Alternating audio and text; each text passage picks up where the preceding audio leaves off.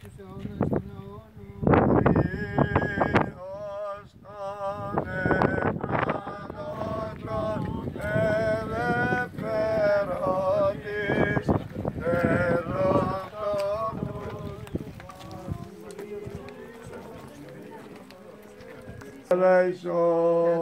Θα υπερμακαριαν ημείς και όνειρα παύσεως πάντων των ευσεβώς ηττημένων ορθοδόξων χριστιανών και των γερατευσάντων εν ορία ταύτη και υπέρ του συγχωρητήρ αυτών αν πλημμένοι ακούσιόνται και ακούσιο. Αγία η μνήμη, αιωνία η μνήμη,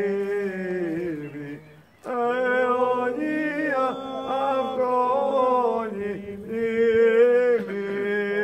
Κύριε ημών και φιλάνθρωπος Θεός υπάρχεις και εσείς όψερ να πέμπω.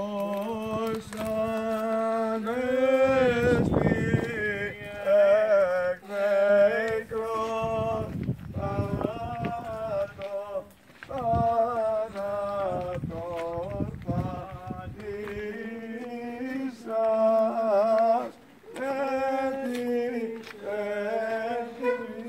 ετοιμάσει ζωή. Και υποστρέψε πάσαν και όσων καθόλου κυρμένοι, και είσαστε ημάς έξι επιτυχημένοι δικαίας αυταπητή, και ρεήσε ημάς. Kyrie eleison, Kyrie eleison, Kyrie eleison. Και δόξα και περισσότερος φωνής της δεήσεως ημών των αμαρτωλών, και ελεήσε ημάς.